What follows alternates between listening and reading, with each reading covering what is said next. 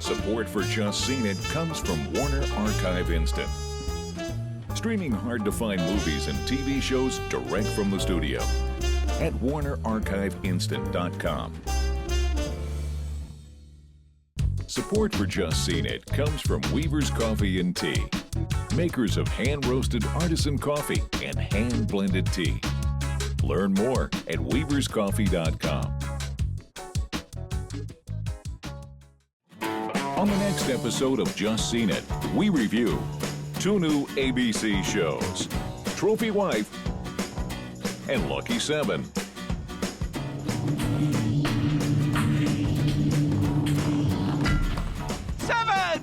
I'm not sure which people would want to do more of, win the lottery or have a really hot-looking wife. The Michael J. Fox Show and The Blacklist from NBC and The Crazy Ones from CBS. No standing and eating. The standing and eating thing's got to stop. This family's going down a dangerous rabbit hole. First we stop connecting, then next thing you know, we're under a bridge, tying each other off. How do you know that move? I had a pass before you, Annie. Hey, Dad. Okay. The Michael J. Fox Show is really far more interesting when it's just about Michael and less about his family. And finish up with a feature crime comedy, The Family. Who's going to rebuild the supermarket that burned down the day we got here? Huh? This is a family of supremely interesting psychopaths. All right here on Just Seen It.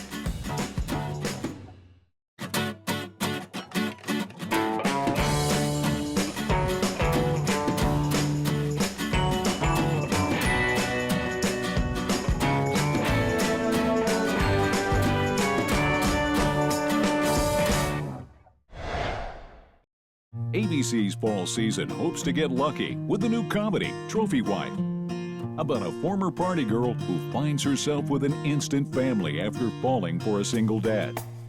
And with a new drama, Lucky 7, about 7 blue-collar workers who win the lottery. Hi, I'm Brenna. And I'm Gabriel. And I'm Sean, and we're going to talk about 2 new ABC pilots premiering this fall, Trophy Wife and Lucky 7. We've all just seen them. First, I'd like to introduce Gabriel Mizrahi. It's your first time here with us. How about you tell us a bit about yourself? Sure. Thank you guys so much for having me. I'm a writer and a blogger for Huffington Post, and I've been watching Just Seen It on my own for months and months and months, so this is fantastic. I'm really happy to be here. Brenna, why don't you start us off? Trophy Wife is created by Sarah Haskins and Emily Halpern, based loosely on Sarah Haskins' life, which makes me feel very sorry for her. They're executive producers, along with Lee Eisenberg and Gene Stupnitsky, who are from The Office. Great team. Yeah. Trophy Wife follows Kate, who's a former party girl who literally falls in the lap of an older man, and it's watching her trying to get in with this family. And it's very cliche, it's very tired. If I could never watch another woman trying to win the love and affection of her stepkids again, in television or film, I would be very happy. Yeah, I'm right with you on this one. That's really all it is. Is it stuff that we've just seen a million times before? We could just title this Animosity. We've got the ex-wife who's just showing a lot of animosity toward her. We've got the stepdaughter who's just showing a lot of animosity toward her. And it's just like, come on. Everything is stacked against Kate in the pilot. Yeah. But we would feel like this has been done before, and we would feel like we've seen it before, except Malin Ackerman kind of pulls it off in a new way, and I thought she was extremely cute. I thought she kind of made us care whether she was going to live up to the Trophy Wife challenge. She's got great personality. She's fun and she's bubbly. She's got scenes where she's like dancing. That's probably not scripted. It's just her being this character, and it's great to watch her bring it to life. It's just the writing of the character isn't very good. She's kind of obnoxious, and then everything else around it is so cliche that you find yourself not really caring because you're just annoyed. Guys, you gotta go to school. Chop, chop. I love you both. I love you too. Have fun at Model UN. Thanks, I will. Okay. Bye. Dad. So, Hill, you excited for the concert? Okay, good talk. There should be a certain amount of charm between her and Bradley Whitford, who plays her husband, but the script in the pilot doesn't give us that opportunity. They don't have the opportunity for chemistry because they're basically separated through a significant portion of the first 22 minutes. We never see them together. I agree. I thought that was the weakest part of the pilot, is that if we're going to root for her as the trophy wife or the untrophy wife, then we need to feel like these two people really want to be together. But we never really get to see them love each other or fight for each other or even get into some shenanigans. They're always separate. And the whole time, Bradley Whitford just looks like he would rather be anywhere else except on this show. How about final thoughts, anybody? The plot is very tired and cliche. If they can't find anything new to do with it, it's not going to last. I say skip it. I think it's a decent sitcom with a really talented team behind it. I think Malin Ackerman does her best with an otherwise sort of absurd script, but it's nothing you have to see right now, so I say stream it. I just think Trophy Wife seems like it's been sitting on the shelf with a lot of old ideas, so I'm gonna have to say skip it. All right, let's change the pace a bit and talk about the new drama from ABC, Lucky 7. Lucky 7 is based on a British series called The Syndicate. This American version was created by David Zabel and Jason Richmond, and it follows several workers at a gas station who join in a lottery pool, and they hit the jackpot. The elements of the British show, The Syndicate, that they took for this show are interesting, but then they tried to do a new type of storytelling, which I felt got a little bit awkward about halfway through the pilot when they start doubling back and trying to retell what happened, instead of letting all these characters simultaneously develop and letting us enjoy the process of watching them win or not win the lottery. Yeah, there's an abuse of flashbacks. It starts with present day, and then the rest of the pilot is a flashback to 7 months before they win. And then as the story goes on, they have a flashback to like 5 minutes ago in a different room with a different character. And it's really choppy, and it doesn't really pick up until the second half of the pilot. I know what you're saying, and one thing I will give the show, though, is I did feel the pilot had some style. The problem is, for me, the story seems very stripped from the headline, sort of miniseries or movie. And when you've got The Syndicate, which is only 11 episodes long, and 6 of those episodes were about one story and 5 about a completely different story, I'm wondering how in the world does ABC think that they're going to get a long-running show out of this premise? That's right. I do wonder how many ways we can watch people win or not win the lottery and then worry about why they didn't win. It's hard to imagine this going on for very long. Well, The Syndicate changes. Each series, it goes to a new group of people who win. This one seems like they're going to stick with this cast. Right. I can't imagine they're going to do a new cast every year. Well, it's funny. There were 3 or 4 moments in the pilot where you could see the writers trying to squeeze out as much drama from this otherwise pretty straightforward plot as possible. And each time they try to make it work, and you can see their writerly games, but it never really delivers the drama that we would hope. And the final number in tonight's winning draw is... God, Buddha, Vishnu, whoever's on duty up there, I beg you. Please make him say 7.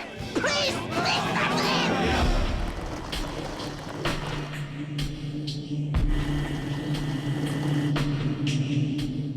What I like about this cast is they all look like real people, except for Matt Long, who plays one of the brothers, who is ridiculously gorgeous and seems very out of place at this auto body shop. But other than that, the entire cast looks like people you'd see winning the lottery or working at a shop. So what are our final thoughts about Lucky 7? Lucky 7, for me, took one of the most interesting things you can put into television, which is the psychology of the lottery and how people feel or change when they win or lose. And instead, they gave us these flat, predictable characters who need money in flat, predictable ways. And so for me, there wasn't very much to see here. I say skip it. There's some style here that I think shows promise. I just don't know if the numbers are going to hit for this show. I'll say stream it. It started off jumpy and all over the place, but it started picking up in the second half. It's got potential, so I say stream it. How about a recap of our verdicts for Lucky 7 and Trophy Wife? So our votes for Trophy Wife add up to half a ticket, which is a skip it. And for Lucky 7, our votes added up to 1 full ticket, which is a stream it. Cheers! Cheers! To those 7 lucky trophy wives. Yeah. Who wants to go halfsies on a lottery ticket? NBC scopes out the fall TV season with a new James Spader crime drama, The Blacklist, a comedy inspired by the life of its star with The Michael J. Fox Show. And CBS teams up an Oscar-winning actor and a former vampire slayer in The Crazy Ones.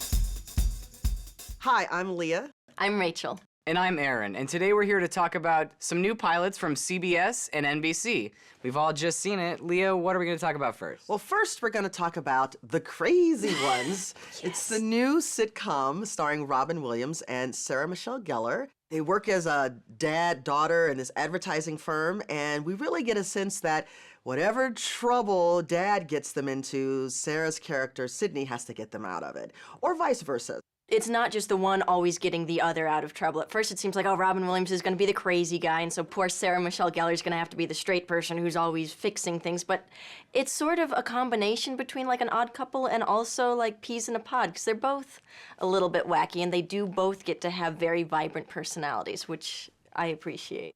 We kept the account, did we not? We kept it temporarily. Conditionally on the promise of delivering this big musical icon. And last time I checked, icons don't like to sing about meat. That is so not true. Meet me in St. Louis. That's Judy Garland. Until we meet again. Diana Ross. Meet the Flintstones. Wilma. Ba-bam bam. Can you be serious? Well, maybe for a second. No, see? Sorry. I love Robin Williams. Seriously, I do. I've loved him ever since I was a little boy. Aladdin is my favorite movie ever. So having him be on TV, I'm gonna watch it no matter what. And Well, I'm gonna some of enjoy us it. go back a little further. Well, with Yeah, I it's was gonna gonna be. say, I've seen yeah. Mork and Mindy. I know. I'm a young kid. I get it.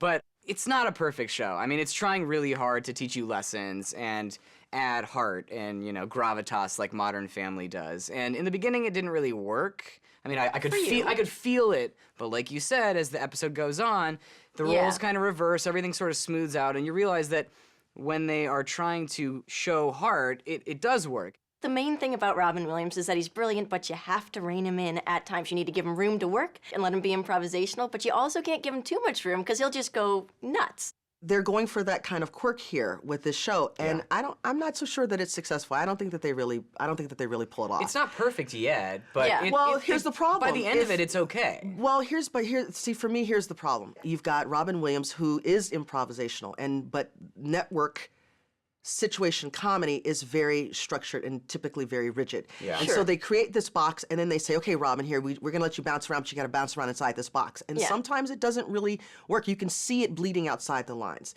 I also don't feel like there's a whole lot of chemistry between Sarah Michelle Gellar and the Robin Williams characters. I'm not I seeing, actually do. I'm not seeing or feeling that, and the problem is that they're relying a little too much on the personas of their two stars.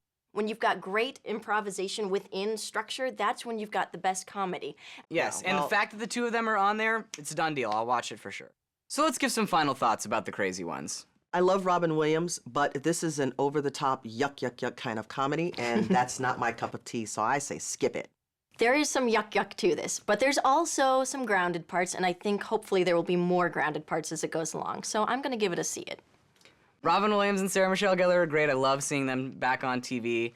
It's a little over the top. You're gonna get that with Robin Williams, but I think it's gonna figure itself out, and it has heart, so I say see it as well. So next we're going to talk about the Michael J. Fox show premiering on NBC. It's starring Michael J. Fox about a character named Mike Henry who was a newscaster, got Parkinson's, left, and now he's going back to work because he's nagged his family too much. So what do we think? For me, actually, the difficulty with this show is the writing, because you're dealing with Parkinson's. This is a very difficult issue to deal with. It needs to be handled with care. It needs to be very sharply written. They're making cheap stabs at the Yeah, fact it's sort that of he has like they don't know Parkinson's. what to do with it. You know, the jokes are a little bit tentative. Sometimes they're too cautious. Sometimes they're just not that funny. I feel like, you know, if you have a show like The Big C or something like that, where again you're dealing with difficult subject matter, you know, you need very finessed writers. No standing and eating. The standing and eating thing's got to stop. This family's going down a dangerous rabbit hole. First we stop connecting, then the next thing you know, we're under a bridge, tying each other off.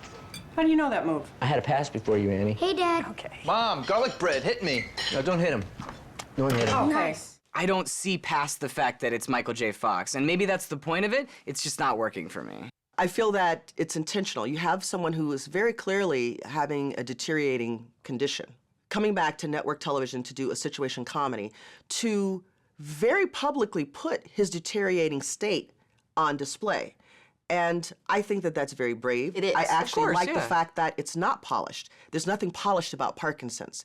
And it's not about making you, the viewer, feel comfortable. If the writing supported this show better than it does, we would have a phenomenal hit. We would have something that is edgy and heartbreaking and funny and all those things with pathos, but the writing just isn't up to snuff. I disagree. Everything you're completely saying disagree. is great characteristics of a show. I just don't see them in this show. I totally see them. Okay, final thoughts on the Michael J. Fox show. It's a joy having Michael J. Fox back on TV, and that alone is enough to get me to watch it. I just wish the show would handle its themes better and not try and force-feed sentimental family bonding moments. So I'm gonna say stream it. The premise is great. The writing feels a little bit lazy. It's not sophisticated enough. It's not edgy enough. If these things improve, if the tone becomes a little bit more gritty, I think this can be a great show. For now, I give it a stream it. The Michael J. Fox show has a pretty good shot at being successful, and I think people should see it. Last but certainly not least, we have NBC's new hour-long drama, The Blacklist. Rachel, tell me about that. So James Spader is the star of the show, and he turns himself into the FBI at the very beginning of the show. He's one of the most wanted bad guys. And he says, look, there's some bad guys I want to put away, and there's some bad guys you want to put away. You don't even know some of these people. Let's work together and get these guys that are on his blacklist. His only condition is that he wants to speak only to Elizabeth Keene, who is one of the new FBI agents, a newbie. And so already from the top, we have this weird Silence of the Lambs dynamic going on here. Why involve me? I'm nobody. It's my first day. Nothing special about me. Oh, I think you're very special. I think the show is mediocre. I think agree. I think that the show has a lot of potential, and I think it will definitely find an audience. Yeah, it's gonna find an audience. It's got mystery, it's got intrigue, it's got great performances. The only problem is that it totally co-opted 2 of its characters from a movie, and it doesn't own up to that. It's very derivative, very, and I think what's problematic about Everything that in is Hollywood that, is derivative. More yeah, so. but the There's more so and craftsmanship less of so. writing is that you get to you're either homage or you cover that up. Yes, they're similar. In fact, when I was writing up my review of this show, I said he's got a very Hannibal Lecter-esque quality to him, and he does, but I find that character fascinating. I know they're gonna do something different with him. When he came and turned himself in, you realize he has a reason for doing this. And, I mean, there could be a great season arc here, and I think that the exploration of this character will be really interesting. And I think that that's the hook. So what do we think? Final thoughts about The Blacklist? I'm a little bummed that the characters are so similar to Silence of the Lambs. The plot is okay. It's a stream it. I really like it. It sucked me in. I know it's not the smartest show on TV, but I think the character development is great. It has nowhere to go but up. I say see it. I really do see the combination of 24 and Silence of the Lambs here, particularly with regard to their relationship. I wish the writing were a little less convoluted and a little more direct, but I think it will find its audience, and I say stream it. So, for the Michael J. Fox show, our votes add up to 2 full tickets, which is a stream it.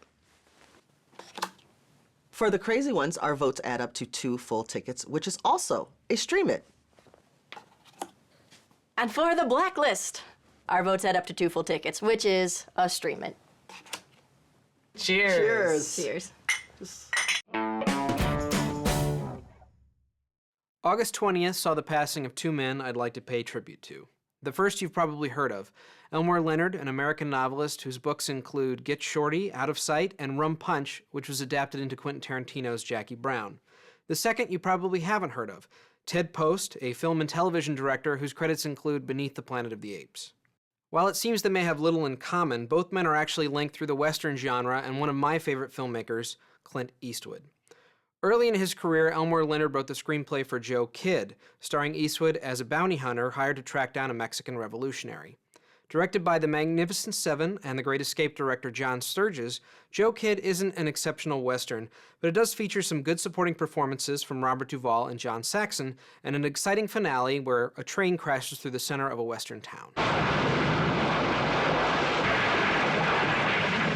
Ted Post directed the earlier Western Hang 'em High, featuring Eastwood as an innocent man who survives a lynching, becomes a deputy, and tracks down the men responsible for the deed. Hang 'em High is the more interesting of the 2 films, with some subtle statements about capital punishment and justice. You're lynching those boys? Why?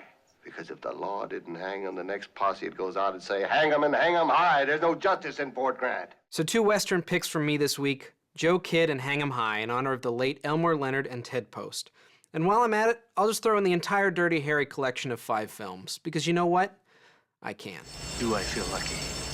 Well, do you, punk? A mafia boss and his family enter the witness protection program in France. But as they deal with their problems their own way, they blow their cover. Getting tired of finding you a new place to live every 90 days. You know what's going to happen to you and your family when they find you. So the mafioso they snitched on comes back to get revenge in The Family. Hi, I'm Rachel. I'm Zoriana. And I'm Salim. And we're here to talk about the new Robert De Niro movie, The Family. We've all just seen it. Rachel, what'd you think? This movie is actually based off of a book by Tonino Benequesta, which it's hard to imagine this movie being based off of a book. It almost reminds me of the Addams Family. It's sort of got like a vampire slayer feel because it's just so cartoony and so violent and so over the top. I completely agree with you. And I don't mind it, by the way. Really? Well, I unfortunately, see, that's interesting. I did mind it, mainly because it was very inconsistent. It was all over the place. It was comedic at times. Other times, I couldn't really get on board with the characters because they were a little psychotic. It was almost like it wasn't quite sure what genre it wanted to be, and it probably should have picked one. Mm-hmm. So I think the reason that the writing is not as streamlined is because Luc Besson does not have his normal writing partner here, Robert Kamen, who's helped him write movies like The Fifth Element and The Professional. Instead, he has Michael Kaleo, who's done stuff like The Sopranos, who helps bring in the expertise, but I don't think he allows him to have such a streamlined story. You have an American New York mafia family that moves to a teeny tiny French village. So there could have been so many opportunities for culture clashes. We've seen that in great movies like Coming to America. We've even seen them in action films like the Rush Hour film when they went to Paris. I never felt like there was much of a culture shock for this family because if they didn't like something or they didn't like someone, they just killed them. Well, yeah, I mean, but see, I thought this could be one of those movies where you've got the sarcastic teenage girl and she hates her dad and like the kids are all sick of moving around, that sort of thing. I love the fact that it's the opposite of that, where it's like this family that's really adept at moving around, at doing all these lies. They're just as messed up as him, so it's not like, oh, daddy's dragging us around. They're all violent and psychotic and crazy in different ways that come out rather surprisingly to me. I thought that was really fun and unusual. It just started hitting me over the head with it after a certain point, like literally hitting me. Like, then the scenes, they just didn't add anything. It just showed me over and over that this is a very violent family. With a lot of serious issues. Exactly, Yes. and they were glossing over it as if it was comedic and not, like I said, kind of psychotic. I mean, it was psychotic, and it was a little bit disturbing, and there are parts where there's so much violence and bludgeoning that the human body starts to lose its meaning. Because it becomes indiscriminate. Yes, but on the other hand, I feel like this is not a plot-driven movie. It's sort of a slapstick movie, and it's also, surprisingly enough, a character-driven movie. You know, the guy was trying to rip me off, so put yourself in my shoes. I definitely wouldn't have beat him up. I mean, who's gonna fix the pipes now? Well, who's gonna rebuild the supermarket that burned down the day we got here? Huh? The strength of this film is the cast. Tommy Lee Jones, Robert De Niro, Michelle Pfeiffer, Diana Agron, and John DeLeo. They were fantastic. They were. How was the first day? It was pretty good. Anything to report? Nothing. Heard you already met the neighbor. The guy on the left, yeah. What'd you talk about? Nothing much. Roses mostly. Try to fit in, will you, Freddie? I'm getting tired of finding you a new place to live every 90 days. Can I rely on you to try? Sure, as long as I can rely on you. You know what's going to happen to you and your family when they find you. You're here to make sure that don't happen, right? I liked the fact that each character had its own storyline. Usually when you have a family situation, the focus is on mom and dad, and the kids are sort of these side characters. But here, both kids had their own separate storylines, and I liked that. In terms of acting, the standout for me is Diana Agron. She's beautiful, she has this nuanced character, she got a lot that's going on underneath, and she has to deal with these very adult emotions, which I thought was great. What are you guys doing? It is just 5 minutes to get to know each other better.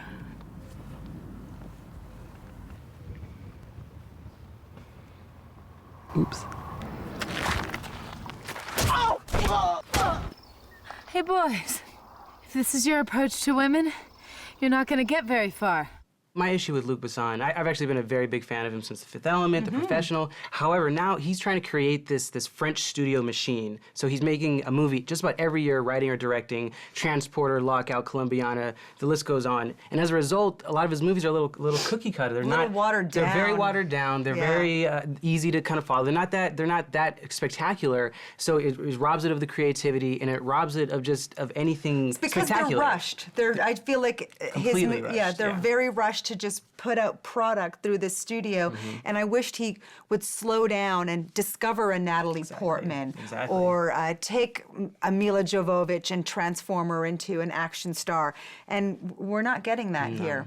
Unfortunately, the family is filled with coincidences and cliches and jumps around on tone, never landing on anything consistent. Stream it. Despite the high-profile cast, to me this film is neither here nor there. Stream it. This film is fun. It's not high art, but I think the demographic it's intended for will really enjoy it, and the performances are very strong. See it. All right, our votes add up to 2 tickets, which is a stream it for the family. Cheers. Famiglia! This week, we'd like to draw your attention to a terrific indie drama that slipped under the radar and arrived in theaters a few weeks ago. It's called Short Term 12. Okay, everyone, one at a time, please. Luis, thank you for raising your hand. Who's the weird guy over there? Oh, that is Nate. Please do not be jerks to him. It is his first day. The film revolves around the employees of a facility where kids go before being assigned an available foster family. It stars Brie Larson, who's currently in another great indie right now called The Spectacular Now. She plays a supervisor who has to deal with the issues of the kids while battling her own personal demons. She might be overlooked at Oscar time, but her performance is definitely worth a nomination. Jack, I'm sorry. Please cancel the pass until we figure this out, because I know her and I know that things are not good at home. And how do you know that? Because she read you a children's story? I am on the floor every day with those kids, and last night, that girl sat next to me and she cried and she tried to tell me the only way that she knew how. Grace, you are a line staff. It's not your job to interpret tears. Written and directed by Destin Cretton, the movie has a realistic look at not only how challenging it is to work at a facility like this, but how much of a difference the workers can make in the kids' lives. I hadn't heard much about this film, and in fact, I hadn't even seen a trailer, but it is tender, insightful, funny, and overwhelmingly emotional. This is the type of hidden gem we love to recommend here at Just Seen It. I urge you to seek it out. It's one of the best of the year. On our next episode, we review the action-packed Rush from director Ron Howard. Then we discuss the documentary Salinger about the reclusive author of Catcher in the Rye. And we continue to cover the fall TV pilots. Thanks for watching, and see you next week.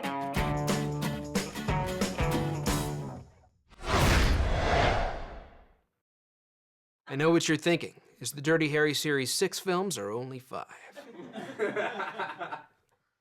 It's only 5, so you're not lucky.